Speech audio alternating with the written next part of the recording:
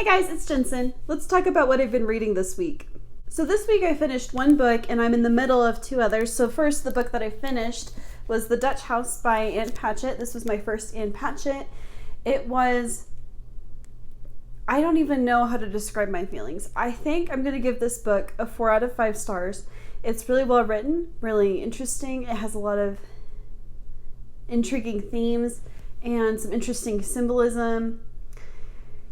And I honestly don't even know how to feel about it because it's not like much happened in the book, not much to grip you or want you to keep reading, but there was something about this book that really intrigued me and made me want to keep reading. I guess what I'm saying is there's not a lot of action or I guess meat to this story, but Ann Patchett is such a gifted storyteller that you kind of trust that she has a point and you keep going and you want to know how these characters end up.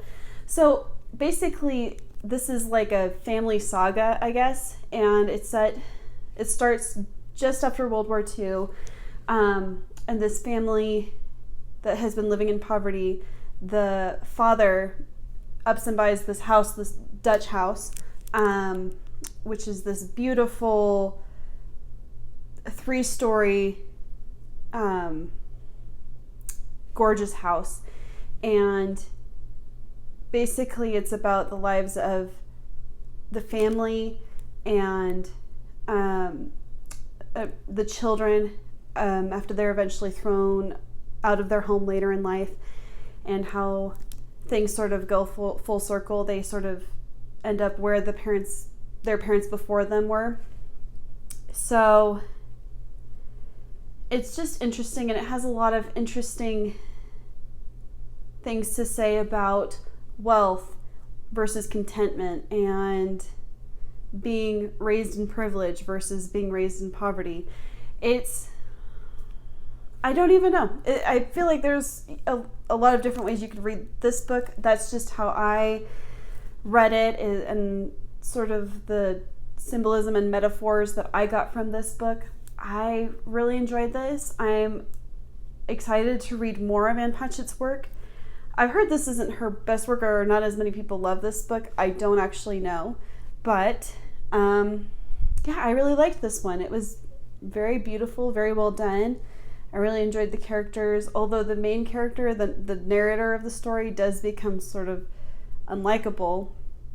But, and I started to feel like, well, he's really unlikable, but then I kind of felt like I got the point of why his character was the way he was, and I don't want to spoil anything, but I feel like I understood it, and I think it goes along with the lines of being raised in privilege versus being raised in poverty and having to work.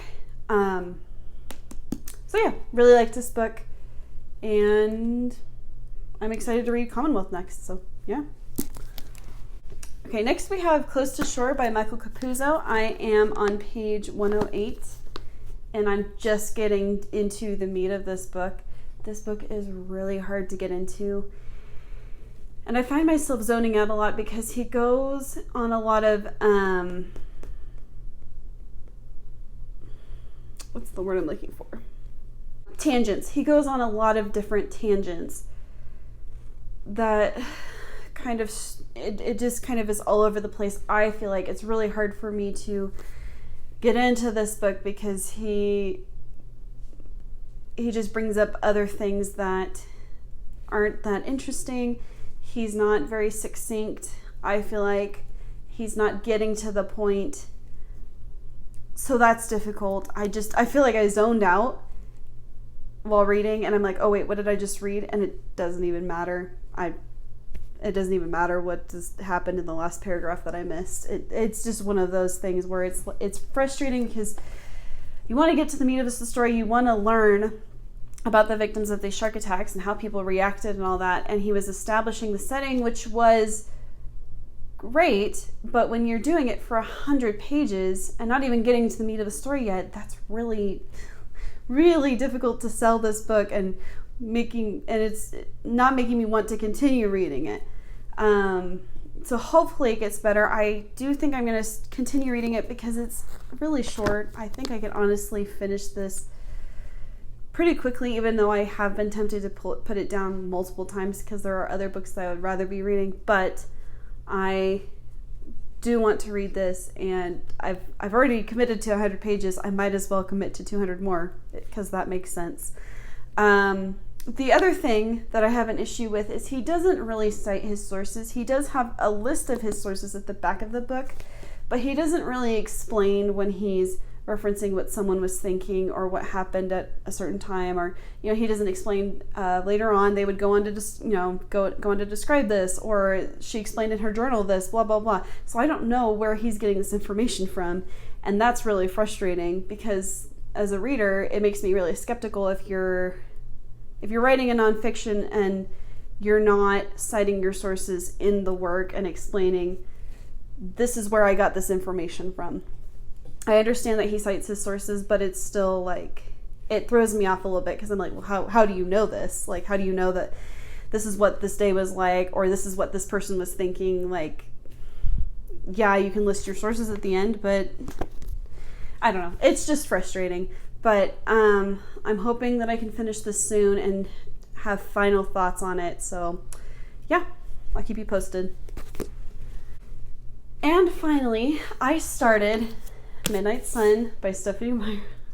I am only a few chapters in, and really enjoying this so far. I started feeling so nostalgic. Her dedication really got to me, where she dedicates it to her readers, and sort of wishes them well, and brings up how we were teenagers when we first met, and I hope that all those dreams and ambitions you had at the time have turned out better than you hoped. I'm paraphrasing, but something along those lines. It was just a really sweet dedication, and I was one of those teenage girls, and so it got me right in the feels.